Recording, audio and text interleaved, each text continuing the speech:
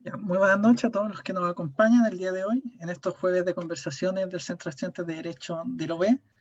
El día de hoy nos acompaña Fernando Atria, eh, ex militante del Partido Socialista, actual militante de Casa Común, partido en formación todavía, y destacado profesor de Derecho Constitucional de la Universidad de Chile.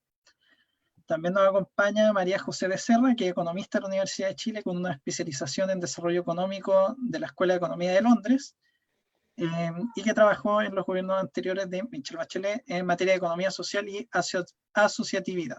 ¿Ya? También forma parte del Consejo Latinoamericano de Ciencias Sociales como investigadora y académica. Bueno, agradezco a los dos tener la oportunidad de compartir con ustedes el día de hoy. Nuestro tema es derecho social y crisis económica, ver cómo son compatibles, qué podemos sacar adelante de esta crisis, además en un marco de un proceso constituyente que ya comenzó hace bastante tiempo, pero que parece que la crisis lo ha opacado en cierto modo y hay que buscar cómo encauzarlo y cómo recuperarlo. A quienes nos ven siempre pueden dejar sus preguntas por los comentarios, me las hacen llegar y nosotros las revisamos luego al final. Voy a partir con la primera pregunta, y una pregunta bastante introductoria, que era más o menos cuál era su diagnóstico antes del 18 de octubre, es decir, cómo veían las cosas, se veían cambios, un cambio lento, entendiendo que igual de cierta manera el 18 de octubre la mayoría nos tomó por sorpresa, lo que no quiere decir que no nos alegrara que ocurriera, pero eh, es importante también poder ver esos diagnósticos y más o menos qué proyecciones tienen o ya se acabaron sobre ese tema. No sé cuál de los dos quiere partir. Cachipún. Fernando, ¿quieres partir tú? Sí, bueno, no tengo problema, como tú quieras. Okay. Ya que están haciendo la pregunta, digo yo, yo el 2013 dije que el problema constitucional se iba a solucionar por las buenas o por las malas, ¿no? Y cuando lo dije, me acusaron a mí de que yo estaba amenazando con el golpe de Estado. O sea, en realidad me acusaban que Bachelet estaba hablando a través mío, amenazando con un golpe de Estado, lo cual, por cierto, era absurdo, porque yo no estaba amenazando con nada, yo estaba simplemente advirtiendo lo que yo veía que estaba ocurriendo.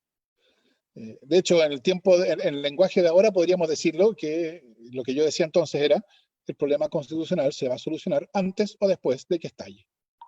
Y bueno, la política que conocemos fue incapaz de enfrentar el problema constitucional antes de que estallara, y entonces tuvo que estallar. Ahora, ¿cuál es ese problema? ¿Por qué yo creo que hasta cierto punto, por supuesto, no en la fecha precisa, en ese sentido a todos nos tomó por sorpresa, pero ¿por qué yo creo que era bastante evidente que esto iba en esa dirección? Porque el problema constitucional, a mi juicio, el problema fundamental es que la Constitución creó una política incapacitada para tomar decisiones transformadoras. De hecho, si uno mira los últimos 30 años y se pregunta cuándo la política ha sido capaz de identificar un problema que requería una decisión transformadora y tomarla con rapidez y eficacia, yo creo que la respuesta es nunca. O sea, yo pondría, porque soy abogado, la reforma procesal penal, probablemente. Ese es el único ejemplo, en 30 años, y no ha sido cualquiera 30 años en la historia de Chile.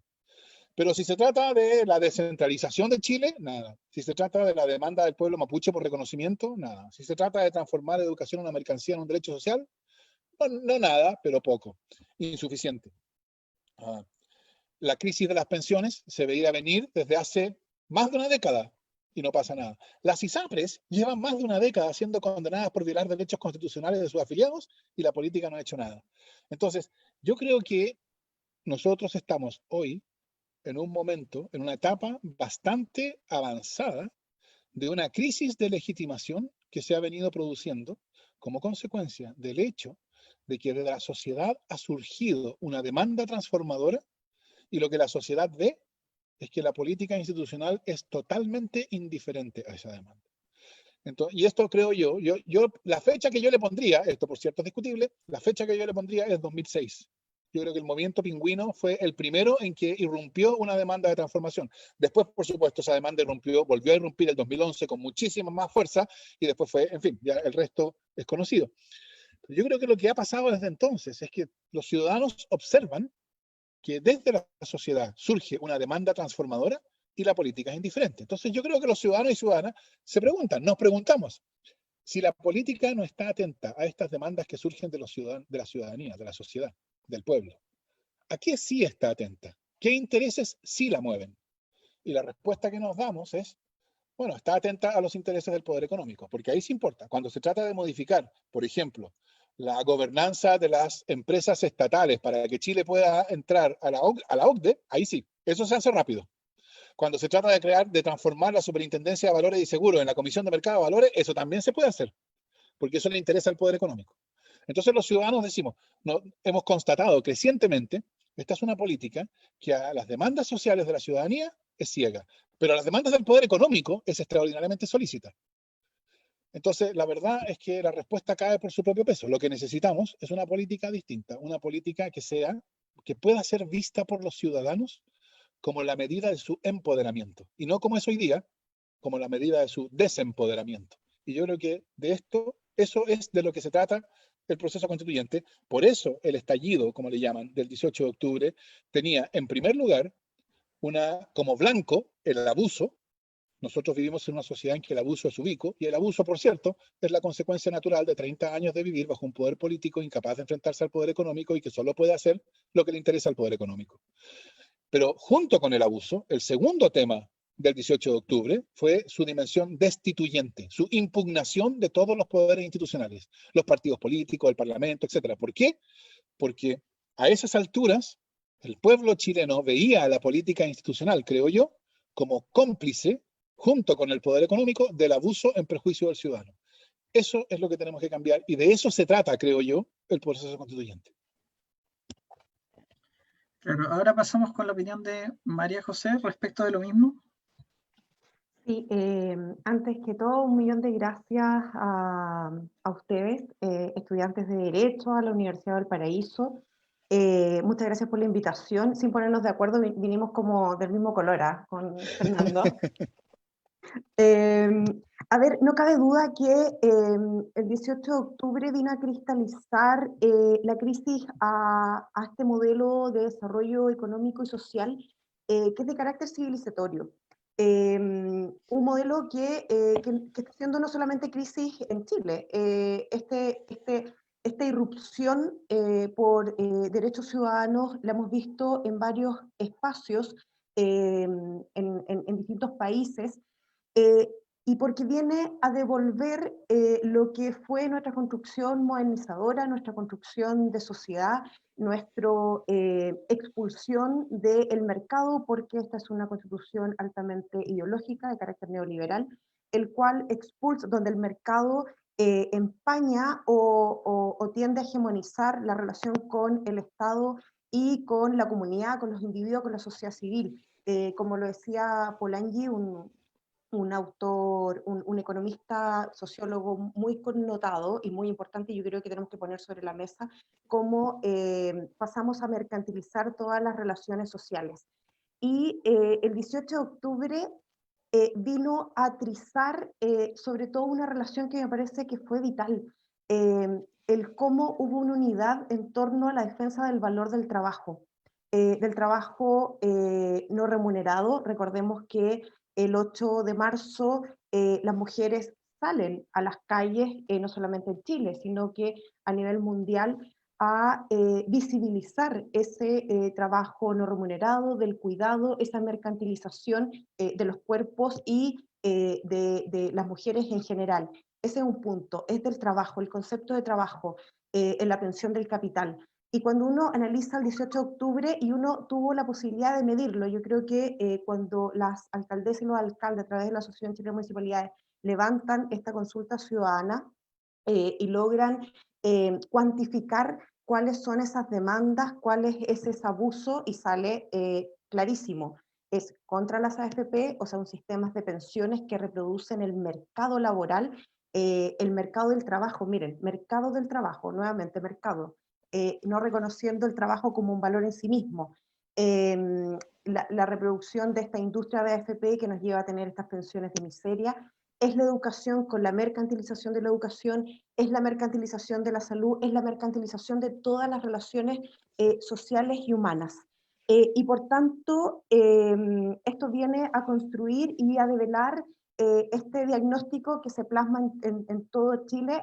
No se podía creer, o sea, la gente acá del oficialismo, el ejecutivo, no entendió, pensó que esto era desde los K-pop, y no entendió que no hubo una organización previa a esto, sino que efectivamente se devela este modelo, y yo lo tendería a, no hay que hacer simplificaciones, pero me gusta analizarlo desde el cómo acá hay una tensión entre el trabajo y el capital, y cómo finalmente cambia esta percepción que se decía que las libertades individuales en el siglo XIX, en el siglo XX, decían que las libertades individuales provocaban dignidad, y finalmente es como hoy día, se me fue el autor que lo decía, pero como hoy día la dignidad es primer paso para alcanzar libertades individuales y colectivas. Bueno, eso lo viene también a analizar Amartya Sen con el concepto de desarrollo humano. Por tanto, yo creo que ese sentido de unidad es lo que da y marca este 18 de octubre, que yo estoy de acuerdo con Fernando, viene de mucho antes. Claro, como ambos decían, efectivamente, en un primer momento el estallido social, la política institucional no era el principal objetivo. El principal objetivo era desmantelar un poco las estructuras del mercado que cooptaban, en cierto modo, o reemplazaron finalmente lo que se entiende como derechos sociales. Y en ese sentido, si bien hay una insuficiencia del Estado, ¿qué caminos se pueden tomar para ser sostenibles y qué elementos hay que detener para poder finalmente no solo constitucionalizar los derechos sociales, sino también poder ejercerlos, poder ejecutarlos, en el sentido de que, por ejemplo, en términos de renta chilena, el cobre es un producto igual bastante variable. Ahora estamos en una crisis económica. ¿Es un buen momento para su incorporación? ¿Es un mal momento? ¿Cómo lo definirían ustedes? María José, dale. ¿Al cambio constitucional te refieres tú? Claro, en el sentido de que es un momento prudente para su incorporación. ¿Cómo hacemos que sean sostenibles en el tiempo los derechos sociales? Por supuesto, o sea, a ver, lo que se logra, y esto tiene que quedar, y yo espero, bueno, se está escribiendo mucho sobre la explosión social de octubre, esta explosión colectiva por derechos sociales, derechos económicos, derechos culturales, es gracias a, por un lado, la protesta y la unión, la masificación y esta unión de causa social comunitaria, y luego de eso la unión y la mayoría política. Convergen estas dos unidades que logran cristalizar esta mayoría y que hace y que da vuelta, le da el brazo a torcer, y donde se llega a un acuerdo. Podemos estar de acuerdo o no con el acuerdo, yo estoy de acuerdo con el acuerdo que se logró, porque se logra avanzar a escribir una nueva constitución, lo que no hemos hecho nunca en la historia de Chile, entendiendo como la posibilidad de que cualquier ciudadano o ciudadana pueda ser parte, más o menos, pero que al menos tenga la posibilidad, el potencial de acceder a ser parte de los constituyentes. Y que escribamos esta nueva historia y esta nueva relación y este reequilibrio entre esta tensión entre mercado, sociedad civil y Estado, entre todos y todas. Y que se hace en hoja en blanco. ¿Cómo se llama? Hoja, ¿cómo se la denomina? Hoja en blanco. Y una de las cosas que al menos hay algo de consenso es que esta hoja en blanco tiene que estar determinada por el concepto de Estado democrático de derecho, Estado social democrático de derecho. Y eso implica la necesidad de entender que el modelo de desarrollo económico en la cual uno se inserta no es neutro, la política fiscal, monetaria, de desarrollo no es neutra a tu modelo de desarrollo, y por tanto tú entiendes como Estado que el Estado no solamente es quien vela por bienes públicos y otros cuantificación de externalidades negativas o positivas, si están muy técnicas me avisan, pero de otorgar la defensa de la instalación de derechos de carácter universal, y hay algo que me parece vital, de la desmercantilización de los derechos sociales. No pueden haber industrias en los derechos básicos de los ciudadanos y ciudadanas de Chile. Nos tenemos que poner de acuerdo cuáles son esos, porque todo es normativo, todo es discutible. Tenemos que ponernos de acuerdo cuáles son esos mínimos, esos máximos, pero hay cosas que tienen que quedar que son indelebles. El mercado y el lucro no puede estar administrando derechos que son básicos, vivienda, salud, ya lo hemos dicho, no puede permear la vida social, y acá se ha hablado ya también bastante, y eso es bueno, porque la ciudadanía ya le ha dado harta vuelta con el famoso Estado subsidiario, etc. No sé si te logré contestar la pregunta, pero me quedo ahí y después la retomo. Dale. No, me parece bien, creo que quedó bastante claro. Fernando. Mira, yo creo que cuando se habla de derechos sociales y cómo se realizan derechos sociales y si conviene o no realizarlos y cuál es el problema y cómo enfrentan el problema de la escasez, de los recursos que son necesarios, etcétera, yo creo que hay que partir por el principio, me temo. Y el principio es qué son los derechos sociales. Y no en el sentido de que son en términos teóricos, sino que son para poder entender la demanda política. Y para eso, yo me temo que los estudiantes de Derecho, o los juristas en general, son los que están peor situados. Sobre todo en Latinoamérica. Porque yo creo que en Latinoamérica la reflexión jurídica progre sobre derechos sociales ha tendido a mirarlos como garantías que cuando son de verdad pueden ser protegidas en tribunales. Y entonces el gran tema de discusión jurídica es la exigibilidad judicial de los derechos sociales.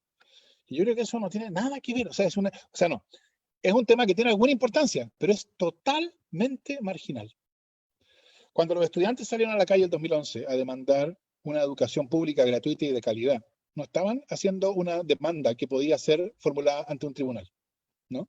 O sea, evidentemente, si el derecho a la educación si el caso fundamental para el cual nos preocupa el derecho a la educación es que necesitamos una educación pública, gratuita y de calidad, o sea, necesitamos que la educación sea descomodificada, como decía María José, entonces evidentemente los tribunales no son el instrumento, ¿no? Evidentemente. ¿Cuándo son los instrumentos? ¿Cuándo los tribunales sí son el instrumento? Como se pensaba el derecho a la educación antes de 2011, en que el caso central era el caso que ocurría, se nos olvida, el caso de jóvenes estudiantes, mujeres, en tercero o cuarto medio, que eran expulsadas de sus establecimientos porque se embarazaban o quedaban embarazadas. Y claro, eso era llevado a un tribunal alegando el derecho a la educación de la estudiante. Y por supuesto, en ese sentido, era plenamente entendible. Entonces, si nosotros estamos pensando los derechos sociales como derechos a protecciones individuales, eso es una cosa. Y esa es la manera en que suelen pensarse los derechos sociales en el ámbito jurídico, incluso el ámbito jurídico progresista. Ahora, lo que está detrás de lo que decía María José, con lo cual estoy completamente de acuerdo, es que los derechos sociales, en el sentido que importa ahora para la discusión constituyente, son una cosa totalmente distinta. Y yo lo entendería de la siguiente manera. Se trata de crear, respecto de ciertas dimensiones de la vida, salud, educación, seguridad social, son los casos típicos, vivienda es el siguiente. Se trata de crear en esas esferas espacios de igualdad ciudadana. De modo tal que, por ejemplo, el sistema educacional esté ordenado a abrir oportunidades de desarrollo, iguales oportunidades de desarrollo de la personalidad a todos. Y eso es lo que supone, para decirlo en términos de algunos de los autores que reflexionaron sobre esto en los 50, supone que el ingreso monetario, o sea, el dinero con el cual cada uno cuenta, no es el criterio conforme al cual se distribuyen la educación, la salud, etc. Eso exige una organización de la salud, la educación, etc., que sea distinta del mercado. Porque el mercado es esa esfera donde el ingreso que uno tiene determina qué es lo que uno recibe. Entonces, la cuestión central de los derechos sociales es descomodificar, sacar del mercado, organizar con un criterio alternativo al mercado, la educación, la salud, la seguridad social. Y en ese contexto, lo que uno puede ver es que lo que en Chile se llama Estado subsidiario es, en ese sentido, la negación de los derechos sociales. Porque una de las características de la Constitución y su manera de garantizar, entre comillas, lo que se llama derechos sociales, que no son derechos sociales en la Constitución, por esto, es que el deber fundamental que tiene el Estado en la Constitución no es asegurar derechos sociales, es asegurar las condiciones del mercado. Y esto se notó clarísimamente en la discusión sobre gratuidad bajo el gobierno de Bachelet II, en que la derecha llevó al Tribunal Constitucional una regla que establecía criterios diferenciados para las universidades públicas del CRUCH y para universidades privadas, para acceder a la gratuidad. Y lo llevó al Tribunal Constitucional quejándose, y el Tribunal Constitucional le dio la razón de que esto era una discriminación arbitraria. ¿Qué muestra eso? Muestra que la Constitución le impone al Estado el deber principal de asegurar un igual tratamiento a las entidades públicas o privadas, porque esa es una condición de operación del mercado, evidentemente. Lo que la nueva Constitución yo esperaría que cambiara es que rechazara completamente esa idea subsidiaria que niega los derechos sociales, de que el Estado tiene el deber principal de proteger las condiciones del mercado, no el deber de proteger derechos sociales, y que entonces la nueva Constitución hiciera suya, como decía María José, la idea del Estado social y democrático de derecho, que es ese Estado que tiene el deber principal de realizar derechos sociales. Por supuesto, yo no creo que la Constitución vaya a determinar precisamente cómo se realizan derechos sociales. Eso tiene que quedar a la política posterior, pero sí que la Constitución garantice derechos sociales, que los derechos sociales son espacios de igualdad creados artificialmente mediante el desplazamiento del mercado, y que el deber fundamental del Estado es realizar derechos sociales. Una última observación sobre esto de que son espacios artificiales. Fíjate tú que ustedes saben que la Constitución asegura a todas las personas, incluso a las personas que habitan en zonas de sacrificio, el derecho a vivir en un medio ambiente libre de contaminación. Y uno se pregunta, ¿cómo es posible que la Constitución asegure el derecho a vivir en un medio ambiente libre de contaminación y que haya zonas de sacrificio? Y la respuesta, creo yo, es bastante clara. La respuesta es, para asegurar el derecho a vivir en un medio ambiente libre de contaminación, no basta que haya una declaración en el texto. Lo que se necesita es que haya un Estado que tenga la fuerza suficiente, la capacidad suficiente para enfrentarse a los intereses económicos que van a ser afectados por las regulaciones necesarias para asegurar el derecho a vivir en un medio ambiente libre de contaminación.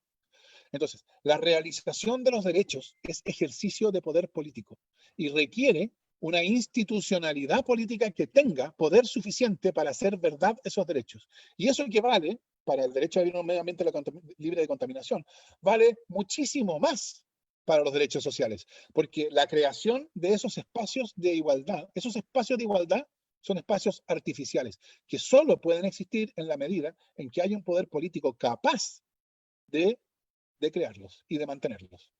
Y yo creo que esa es la cuestión central en la Constitución. Más que, aunque importa, más que cuál va a ser el texto respecto a los derechos sociales, cómo se va a consagrar eso en el texto constitucional, más que eso ¿va a crear la nueva Constitución un poder político capaz de realizar los derechos sociales? Esa creo yo es la pregunta. Mauricio, ¿y puedo agregar una sola línea?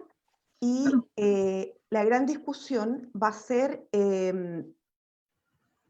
cómo, y como muy bien decía Fernando, el cómo, porque, a ver, la Constitución puede decir cualquier cosa, o sea, hay países que ni siquiera tienen Constitución y han funcionado fantástico, o incluso hay países que se han desarrollado con una Constitución bastante licuada o que no dice mucho. Por ejemplo, estábamos analizando la Constitución de Finlandia, un país que logra el desarrollo tomando sus recursos naturales, haciendo desarrollo económico inclusivo con sindicatos fuertes, pero donde tenía un poder distribuido de la política y donde se habilita a la política y donde se dota a los ciudadanos del poder necesario para poder llevar estas grandes mayorías sociales y políticas a un buen puerto.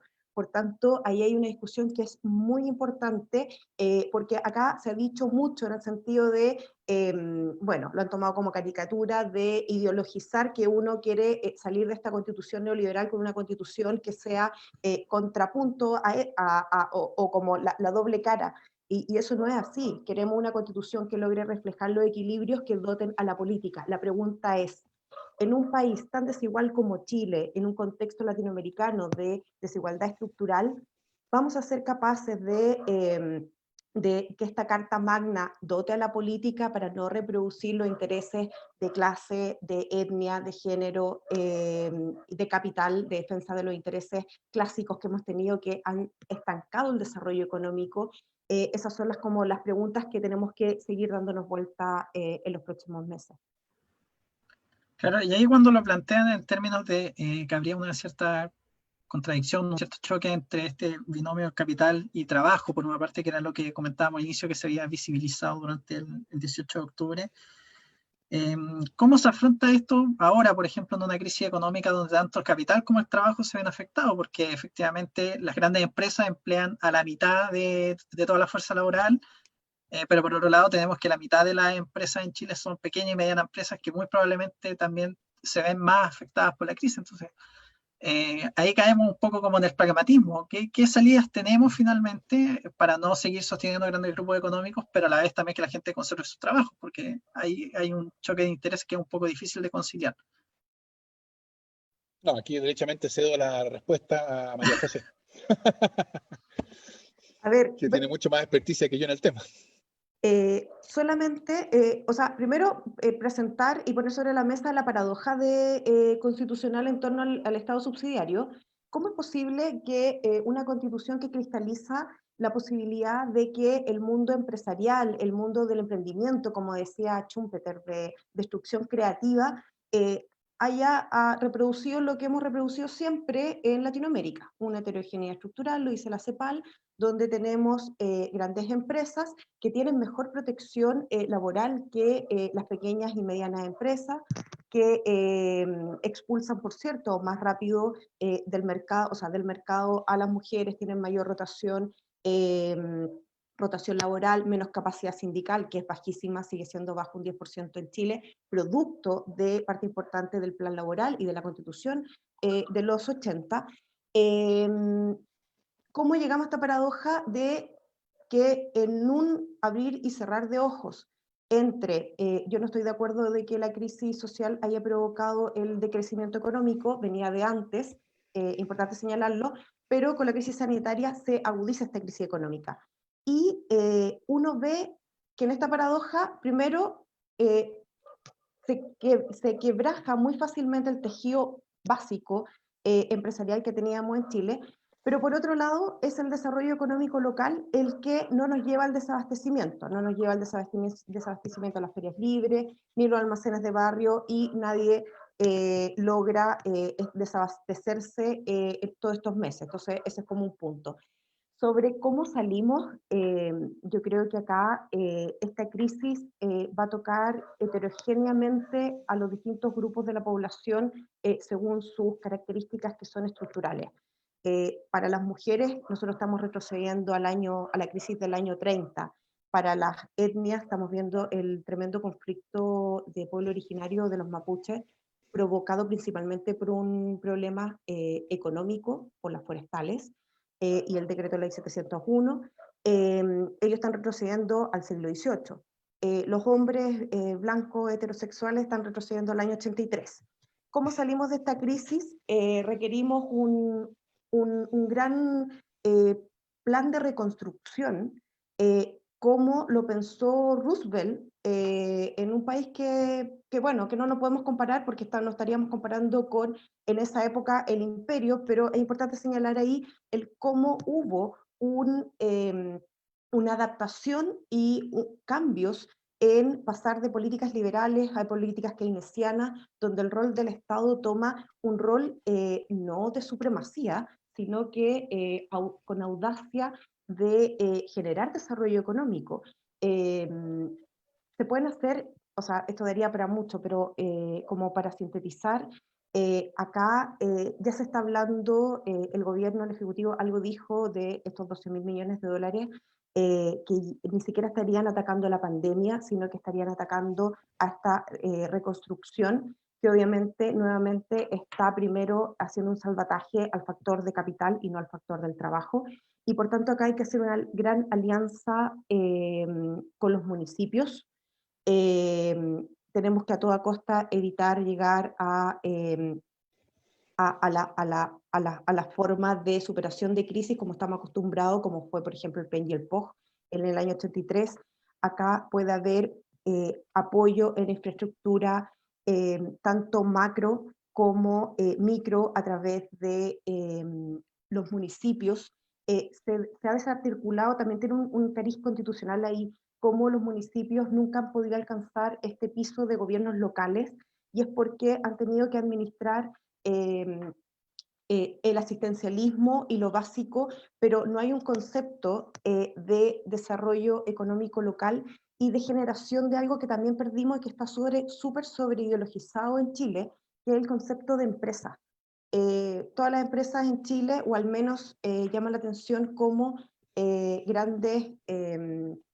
grandes miembros de la SOFOFA, tienen un cariz altamente ideológico y han construido este mecanismo para mantener esta heterogeneidad estructural. Me quedo ahí. Era una pregunta bastante económica, en ese sentido quizás ahí con Fernando podrían darle un cariño un poquito más jurídico. Eh, ¿Cómo se plantea también una revisión a algunos derechos como el derecho de propiedad, el derecho a libertad de empresa, con lo que comentaba María José Becerra, en el sentido de que efectivamente toda la discusión está como en los derechos sociales, cómo los aseguramos, cómo efectivamente generamos el dinero para poder sostenerlo con menor previdencia, un poco más de la cola? Fernando lo señalaba, el tema de las acciones jurisdiccionales que lo posibilitan, que es como la discusión más jurídica y en la que parece que todos nos hemos perdido bastante tiempo. Pero es necesario que una revisión también a esos derechos, porque esos derechos como que no aparecen públicamente, pero efectivamente están en la sombra y parece que es lo que un poco constituye lo que es el Estado neoliberal. No, por cierto, pero déjame decir algo respecto a lo anterior, algo tengo que decir ahí, que es que si uno, ¿qué diferencia habría hecho que hubiéramos pasado la pandemia con la nueva constitución? O sea, si la pandemia hubiera aparecido en 5 años más y ya tuviéramos nueva constitución. Bueno, pandemia va a haber igual, o sea, contagio va a haber igual. Mecanismo, o sea, necesidad de aislamiento, estado de excepción, cuarentena, crisis económica, ¿no? Todo eso habría ocurrido igual, con nueva constitución o sin nueva constitución. O sea, respecto de eso, la constitución no tiene mucho que ver. Pero, ¿qué es entonces? ¿Qué diferencia sí podría haber hecho la nueva constitución? Yo creo que es una pregunta interesante de formularse. Y yo creo que lo que sí podría uno haber esperado que fuera distinto, para lo cual habría sido necesaria una nueva constitución, es que el modo en que se distribuye el costo de la pandemia y de las medidas de emergencia habría sido distinto.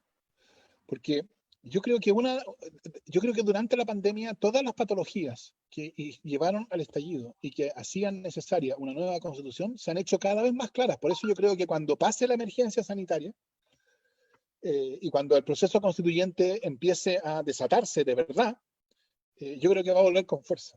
Porque lo mismo que había surgido antes se hizo más evidente durante la pandemia. Es decir,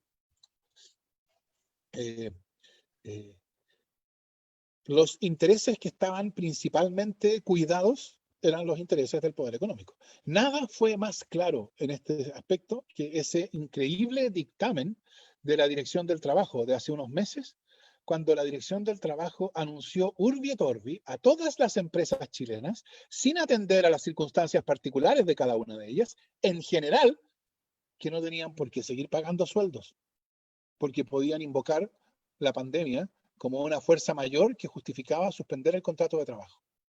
Eso podrá haber sido efectivo en algunos casos, para lo cual hay que mirar los casos particulares, pero que la Dirección del Trabajo, cuya función legal es velar por los intereses de los trabajadores, no por los intereses de las empresas, se haya permitido anunciar en general a todas las empresas que estaban todas en principio justificadas para suspender sus pagos de remuneraciones. O sea, eso en el fondo fue una notificación formal a todos los trabajadores chilenos de que la institucionalidad, bueno, de algo que lo sabíamos, por eso digo que se ha hecho más explícito lo que ya sabíamos, que la institucionalidad chilena es una institucionalidad para proteger al capital, no para proteger al trabajo. Ahora, ¿cómo se cambia eso y qué tiene que cambiarse de estos otros derechos? Déjenme poner un ejemplo. Yo creo que la cuestión fundamental aquí es el modo en que se piensan los derechos. Y déjenme poner un ejemplo para mostrar que lo que estoy diciendo no es una pura teoría. La Constitución actual dispone que la negociación colectiva con la empresa en que trabajan es un derecho de los trabajadores. ¿No? Eso está en el texto, tal cual, con comillas. La negociación colectiva en la empresa en que trabajan es un derecho de los trabajadores. ¿Cómo lo entiende la reflexión habitual sobre la Constitución? ¿No? La ortodoxia actual, el sentido común jurídico constitucional, lo entiende en el sentido de que la negociación interempresas, la negociación ramal, es inconstitucional porque lo que la Constitución protege es la negociación con la empresa en que trabajan. ¿Me siguen? Así, entonces, la protección de la negociación con la empresa en que trabajan implican que la negociación ramal es contra la Constitución.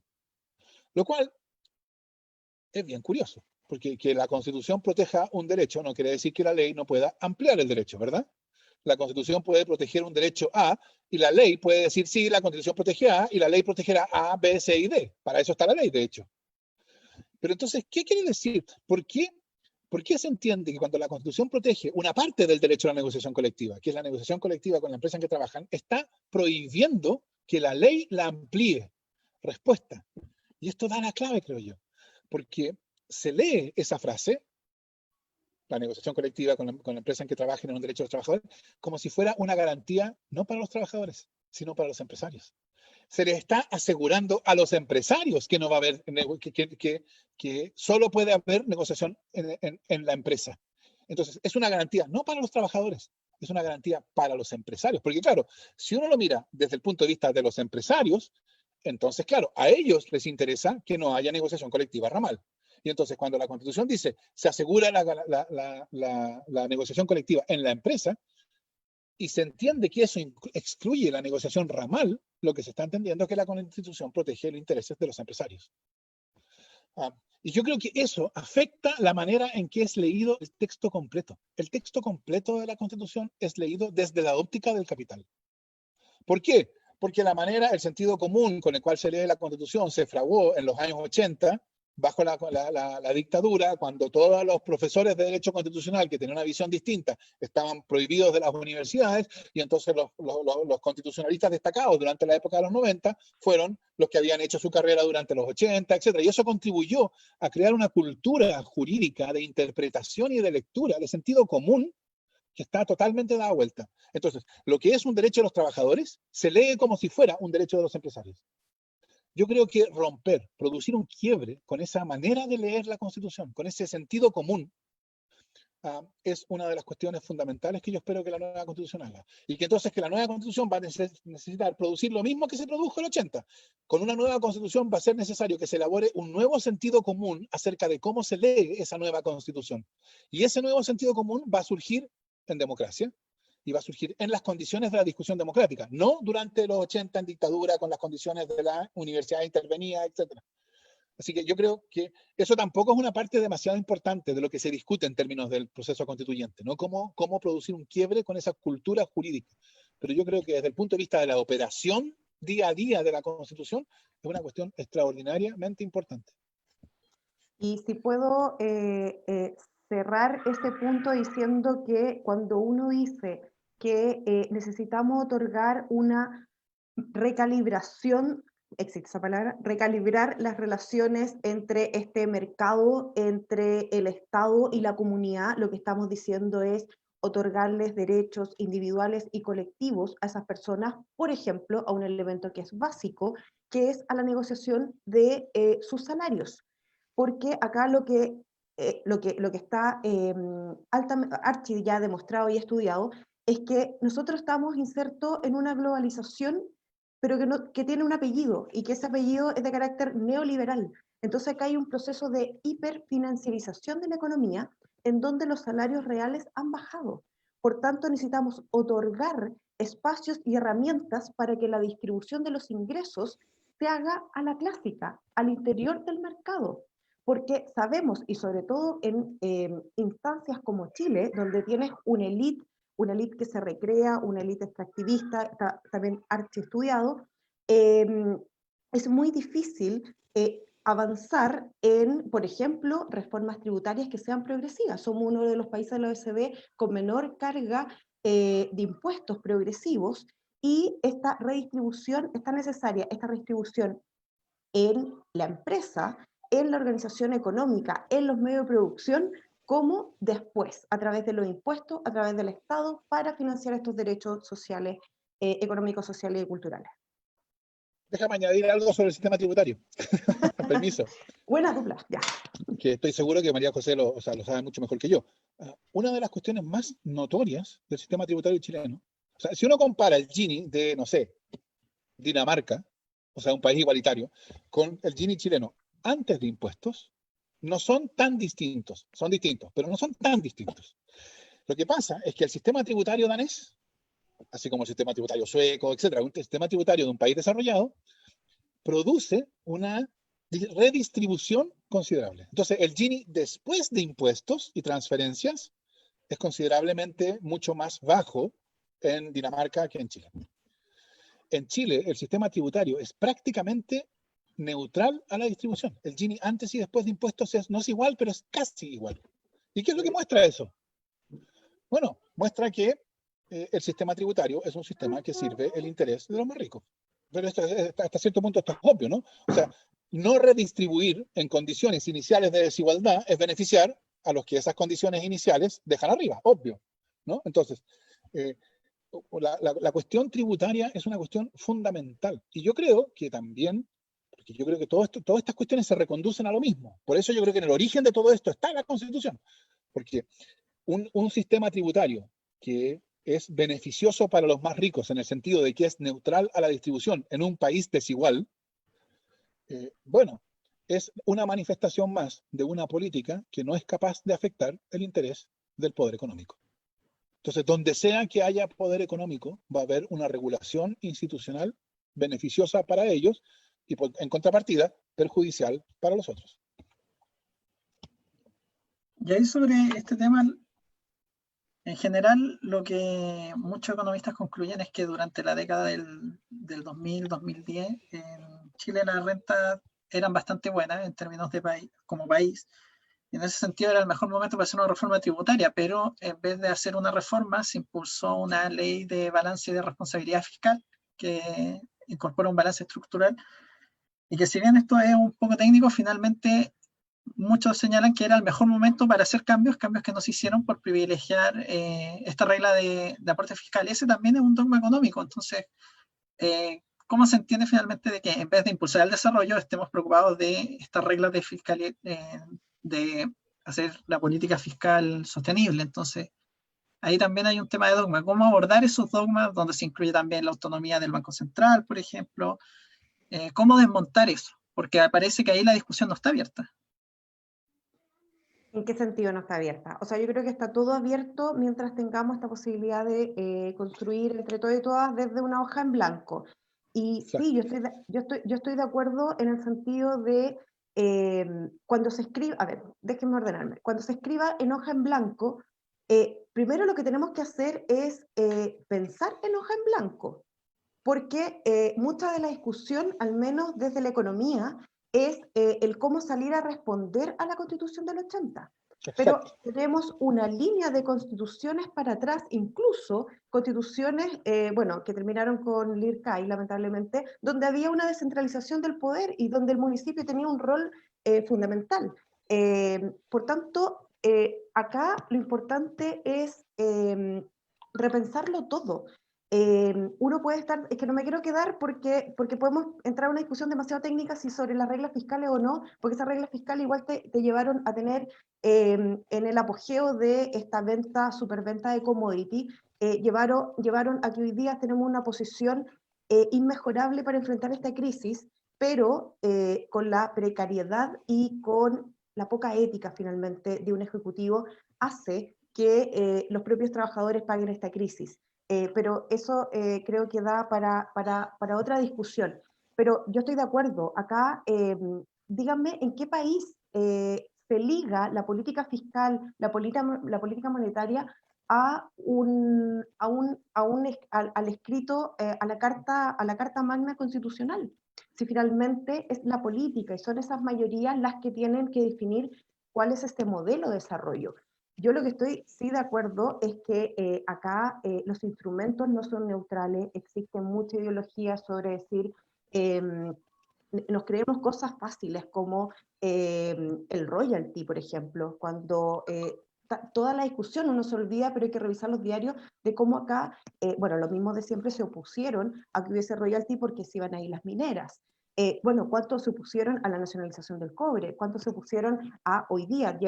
Traigamos al tema hoy día. este impuesto a los súper ricos, entendiendo de que si estamos todos siendo afectos a esta crisis, todos debiésemos hacer un esfuerzo para ir a pagar esta crisis.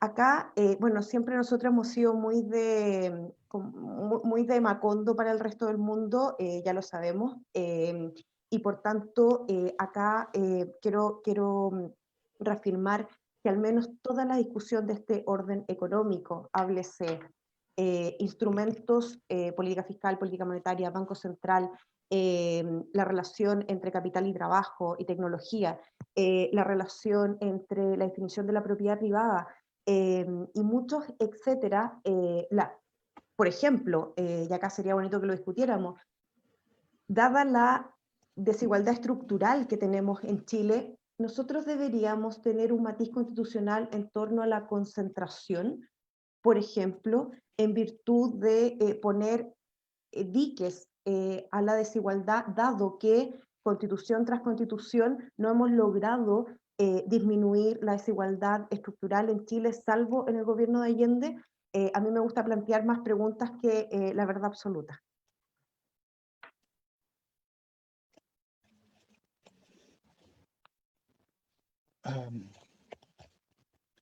Bueno, yo creo que hay una...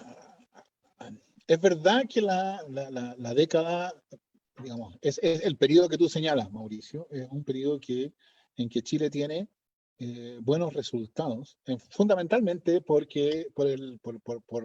la evolución del precio del cobre, ¿no?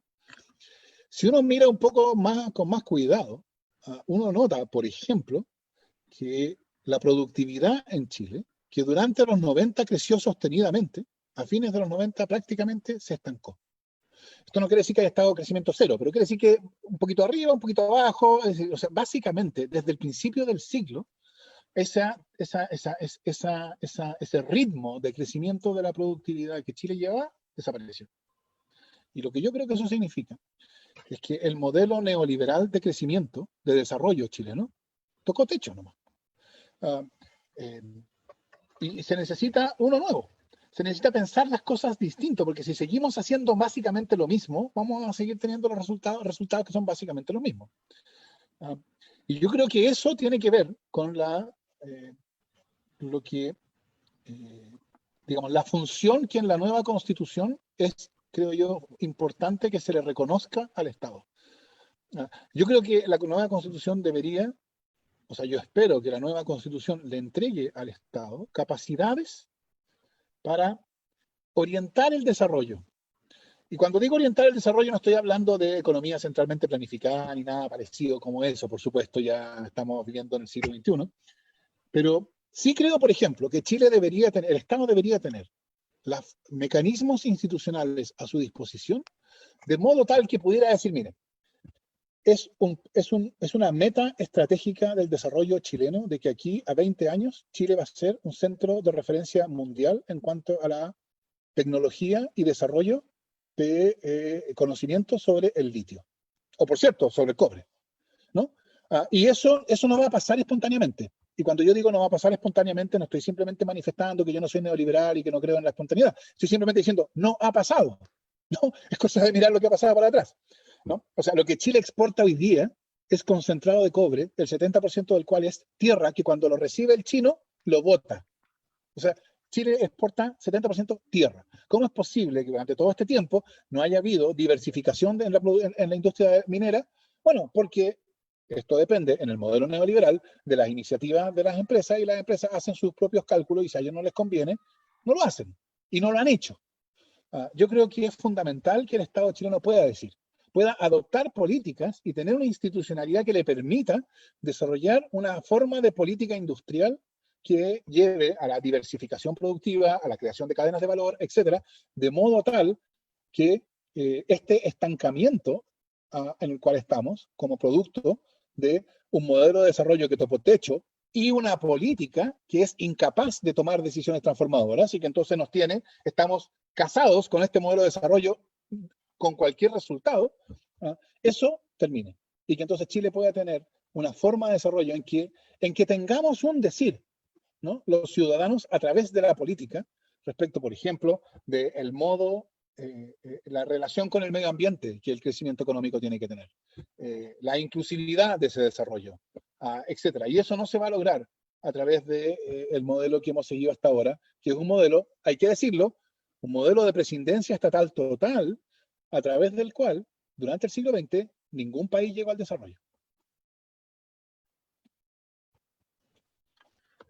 Respecto de lo que conversábamos sobre este rol del Estado, que finalmente los privados espontáneamente no fomentan el desarrollo, pero el Estado no tiene tampoco las herramientas, ¿cómo se ve la relación que se puede establecer con el tercer sector? Estamos hablando de las cooperativas, las asociaciones. ¿Desde dónde podemos impulsar este otro tipo de iniciativas que ha demostrado, bueno, primero teóricamente y ahora prácticamente con algunos ejemplos, resultados positivos? ¿Eso debería impulsarse desde los municipios, desde la intendencia? ¿Cómo podemos incorporar finalmente en esta disyuntiva que siempre estamos como o los privados constituidos en estas formas tradicionales de empresas que asociamos al capital, o bien el Estado, por otra parte? Voy yo. Súper bonita la pregunta porque claramente esta discusión constitucional abre a que recojamos esta discusión. Una discusión que, por ejemplo, en la Constitución italiana está consagrada en el artículo 2 o el 1, que habla sobre Italia se basa en el valor del trabajo. Si nos pusiéramos chilenos, debieses decir el valor del trabajo decente, como se ha acuñado Juan Somadía desde la OIT chileno. ¿Por qué es importante? Me quiero detener ahí. ¿Por qué es importante? Nuevamente, volvemos, el valor del trabajo. Porque con esa sola apreciación estamos diciendo bastantes cosas. Sé que hay sociólogos que están investigando, o sea, que ya han avanzado muchísimo en cómo se va a interpretar la Constitución. Para mí es claro, cuando uno define un país que se basa en su valor del trabajo, donde no está mercantilizado, donde no somos un objeto de producción, estamos diciendo bastante. Estamos diciendo que incluso esta tensión de trabajo-capital no se superpone. El capital no va a regir las relaciones sociales de la economía. Y con eso me parece vital, bueno, desmitificar también una caricatura que hay sobre los sectores de izquierda o progresista, en el sentido de decir que si no pasamos a una supremacía del mercado, pasamos a una supremacía del Estado. Y bueno, y eso no es así. Yo creo que personalmente uno aspira a un equilibrio entre las relaciones económicas. Y ahí claramente el mundo de todo lo que se diga sobre democracia económica en sus dos vertientes. Una, tanto en la participación de la toma de decisiones de la empresa o de los agentes económicos, como de la gobernanza en los directorios, que muchos países como Alemania, bueno, países de la OCDE los tienen estatutariamente. Y la otra es la distribución de la riqueza al interior de la empresa, que ya lo habíamos conversado, cómo hacemos distribución de la riqueza al interior de la producción misma. Y ahí yo creo que el modelo cooperativo ha marcado, bueno, marcó parte de la historia de Chile. Bueno, muchas de ellas políticamente fueron perseguidas y claro, uno el año 90 echó mucho de menos que este tercer sector haya sido un sector movilizador de recursos económicos y sociales en el país, porque lo son.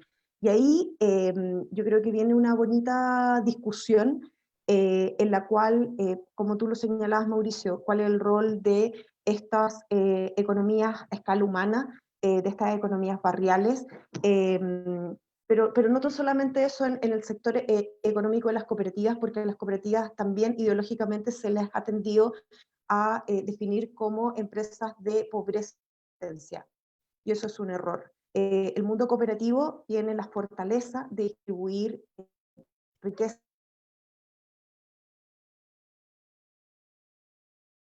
poder de la empresa, tenemos cooperativas exitosas de tecnología, tanto en todas las ramas económicas, y ya los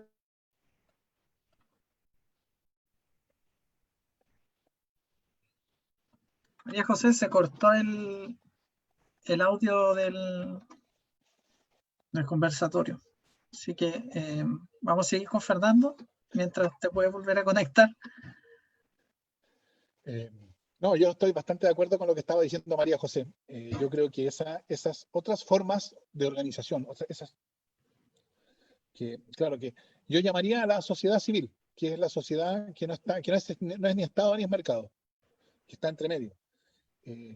Yo creo que necesita ser fomentada, porque claro, cuando necesita enfrentarse y competir con el mercado o con los agentes del mercado, sale perdiendo, a menos que tenga un régimen que le sea favorable. Así que yo creo que ahí hay un espacio bien grande para discutir sobre cómo fomentar ese tercer sector, porque yo creo que eso le hace bien a la economía chilena, a la sociedad chilena. Les recordamos a quienes nos están viendo que pueden mandar sus preguntas al mismo chat del Facebook Live, y voy a pasar con la otra pregunta mientras tanto. Entendiendo que Chile es fundamentalmente un país de commodities, es decir, un país extractivista, ¿es prudente considerar en la discusión constitucional derechos de la naturaleza que involucren un límite a la propiedad y a la libertad de empresa? ¿O sería mejor buscar otras formas de un desarrollo sostenible? O sea, yo creo que en las condiciones actuales, la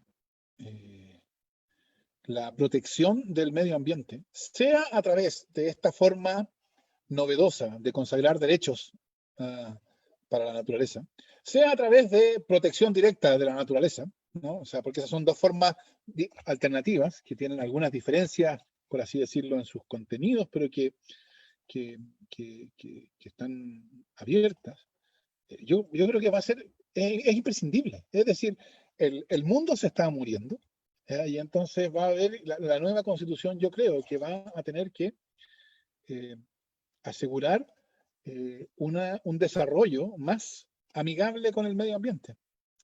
Y eso, creo yo, es algo que de la manera que puede, hoy por hoy, está pasando. Ahí parece que se está reincorporando María José. Porque una de las cosas que cualquiera que observe lo que pasa puede notar es que hoy día es relativamente fácil para proyectos de inversión avanzar a través de los trámites de evaluación ambiental. Y lo que suele ocurrir, esto me lo comentaba alguien vinculado a esa esfera, es que hace, qué sé yo, 15 años se aprobaban muchos menos proyectos, pero los que se aprobaban se realizaban. O sea, la cantidad de los aprobados y no realizados era muy, muy baja. Hoy se aprueban más, pero se realizan menos. ¿Por qué? Porque no, ocurre que en algún momento aparece algún recurso de protección interpuesto por intereses. Hola María José, está de vuelta ahí. Interpuesto por intereses particulares locales que son afectados por estos proyectos de inversión, y entonces paralizan la inversión. Y eso, por supuesto, es un problema, ¿no? Desde el punto de vista del desarrollo chileno, es un problema que las cosas pasen así. Pero también uno tiene que ponerse a pensar, ¿por qué pasan así las cosas? Y yo creo que es porque la regulación medioambiental es tan extraordinariamente beneficiosa para el gran capital que deja sin responder a las preocupaciones de los intereses locales. Y entonces esos intereses locales hacen lo que pueden por ser oídos. Y claro, no pueden ser oídos en los procedimientos administrativos, y entonces buscan procedimientos judiciales. Yo creo que esa es una manera bien irracional de organizar las cosas. Uno esperaría tener un procedimiento administrativo que fuera mucho más riguroso, entonces más duro con la empresa, es verdad, pero que a cambio estuviera legitimado, de modo que los resultados de ese proceso son dentro de todo aceptables para todos. Mientras no pase eso, vamos a tener esta solución en que todos pierden, porque por supuesto pierden esos intereses locales porque no son escuchados, y pierden las empresas porque no pueden hacer las inversiones, porque aun cuando obtienen autorizaciones, esas autorizaciones en los hechos no les permiten avanzar, porque el sistema es un sistema que está deslegitimado por su sesgo pro capital, pro empresa. Eso yo creo que también es una de las cuestiones que esperaría que la nueva Constitución corrigiera o contribuyera a corregir. Ahí se incorporó María José de nuevo a la conversación. Habíamos quedado con la parte final de la conclusión sobre el término de la asociatividad y el tercer sector, cómo poder incluirlo y fortalecerlo desde el Estado y la propia Constitución. Y luego la pregunta que realizamos, que estaba respondiendo ahora Fernando, era, entendiendo que Chile es un país de commodity, un país extractivista, ¿es prudente el hecho de otorgar derechos a la naturaleza que sean un límite tanto al derecho de propiedad como a la libertad de empresa? Es decir, ¿cómo podíamos, en esa cierta paradoja, porque tampoco somos un país desarrollado y la matriz productiva es de otro tipo, cómo mientras evolucionamos eso podríamos incorporarlo a la Constitución o podrían haber otras formas quizás más eficientes de solucionar esta contradicción que parece evidente?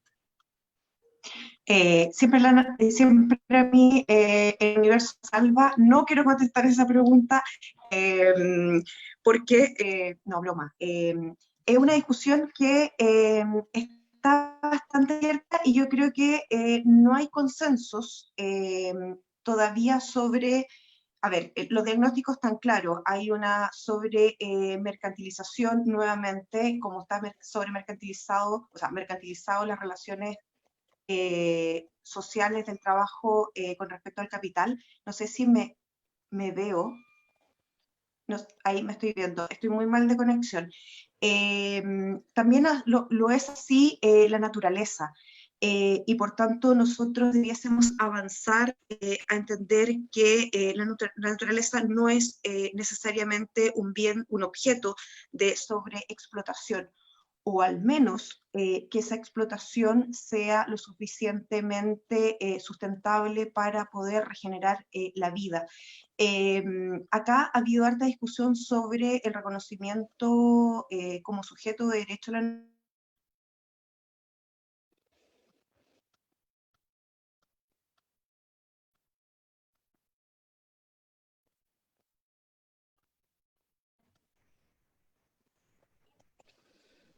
Se cortó de nuevo la Vaya. conexión de... Ahí volvió, parece. Ahí volvió. Ahí volví, no sé en qué Sí, parte ahora quedé. sí. Ahora te Bueno, escuchamos para bien. cerrar, que, bueno, hay dos como discusiones acá que son bien potentes. El otorgamiento de reconocimiento de sujeto de derecho a la naturaleza y otra un poco más conservadora de efectivamente hacerse responsable de un crecimiento justo y sostenible en el entendido de protección para no sobreexplotación de esta.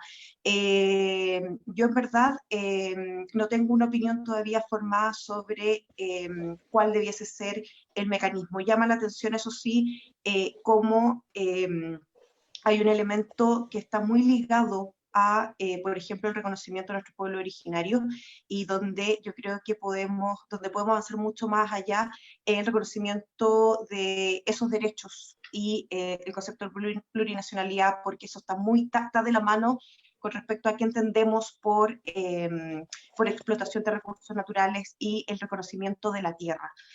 Así que me quedo ahí con esa pregunta y estoy tratando de seguir conectándome por acá. Déjame una aclaración Bueno, sobre esto de los derechos de la naturaleza. Porque yo creo, como yo traté de decir, que una cosa es decir que la naturaleza tiene derechos y otra cosa es que pueda ser protegida, ¿no? Es decir, es perfectamente posible protegerla sin reconocerle derechos. Entonces uno se pregunta, ¿cuál es la diferencia? Y yo creo que son dos maneras de hacer algo más o menos parecido. En rigor, la diferencia está en cuál es el interés protegido. Los derechos protegen intereses.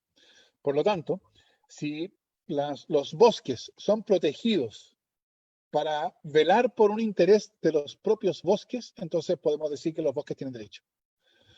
Si los bosques son protegidos por un interés humano, entonces ahí tendríamos que decir los bosques son objetos de protección, pero no tienen derechos.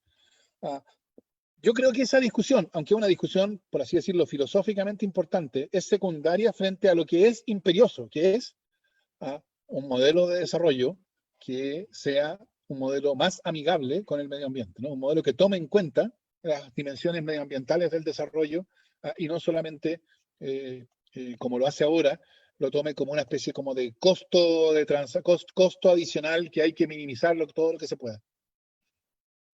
Solamente un comentario, si es tan importante o no, eso para nosotros, pero cuando uno habla con los pueblos originarios en Rapa Nui, bueno, en el sur, hay una relación que es íntima con la tierra, y por tanto yo creo que vamos a tener una mayor discusión.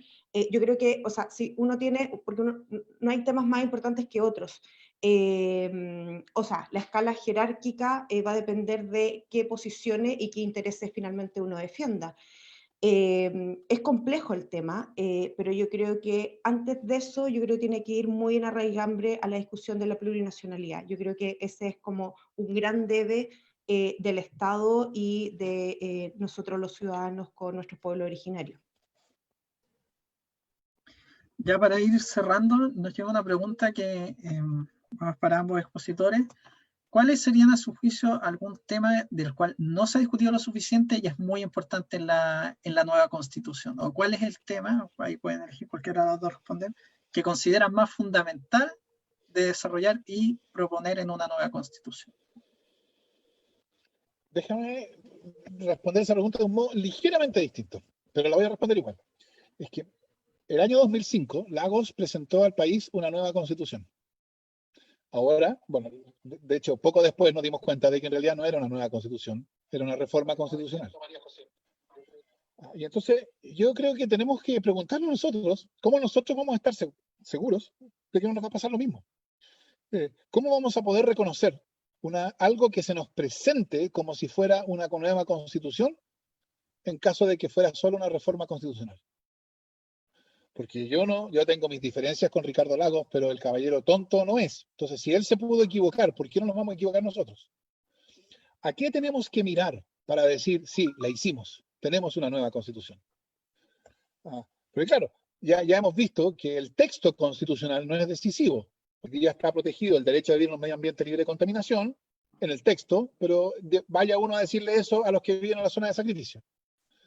Mi respuesta, que por eso es la respuesta que yo creo que a tu pregunta, mi respuesta, lo que es decisivo, lo que va a hacer la diferencia entre que podamos decir fue un éxito y tenemos nueva constitución o fue una reforma constitucional, es cómo sea la política del día después de la nueva constitución. Si la política del día después es la misma política deslegitimada y débil que tenemos nosotros, que termina haciendo el juego al poder económico, entonces lo que tendremos que decir es, de alguna manera fracasó esto. ¿No? O sea, no cambiamos lo que la nueva constitución tenía que cambiar, que era la política. Y entonces tenemos la misma política, y si tenemos la misma política, por mucho que haya cambiado el texto, tendremos que decir, es la misma constitución. Si la política empieza a cambiar, y no estoy diciendo, por supuesto, que cambien 180 grados desde el martes en la noche al miércoles en la mañana, por cierto, pero si podemos empezar a encontrar en la política indicios de que es una política distinta, entonces podremos decir, es una política distinta porque cambió la constitución de la política, la forma en que la política está constituida. Ahora estamos viviendo bajo una nueva constitución. Y yo creo, y eso tiene que ver, entonces, la pregunta es, ¿cómo la nueva constitución va a producir esta transformación de la política? ¿Cómo va a relegitimar una política que ha quedado deslegitimada por 30 años de la constitución tramposa? Esa, creo yo, es la cuestión central. Es la cuestión de la cual todo lo demás depende. A mi juicio, merece ser mucho más discutida de la que está. ¿Cómo vamos a hacer para que la nueva constitución pueda llevar a una política institucional más legitimada y por consiguiente más fuerte y más capaz de actuar? Súper de acuerdo con Fernando, porque necesitamos una constitución que habilite la política, porque la política no va a cambiar si finalmente quien entiende los partidos que defienden los intereses del capital, los partidos que defienden los intereses de los trabajadores no van a cambiar de la noche a la mañana. Lo que va a quedar en claro es cómo se visibilizan esto de una forma democrática, porque hay que hacer el recuento, y esto no son solamente 30 años, está desde la construcción del día 1 de la Constitución de carácter ilegítimo, es que se ponen estas trabas con una Constitución altamente ideológica, de carácter neoliberal, y en la cual se pusieron estas famosas camisas de fuerza, en la cual tuviste tuviste al dictador sentado en el mismo Congreso, tuviste a senadores designados, etc. Lo mismo que estamos viendo hoy día. que me expliquen, quienes nos están escuchando y viendo, si les parece razonable que si bien uno vota por persona y por eslogan en campaña, cuando hay una sustitución de parlamentarios, el partido puede elegir a cualquier persona, a cualquier ciudadano que le parezca razonable. Esa discusión también es relevante dentro de la Constitución.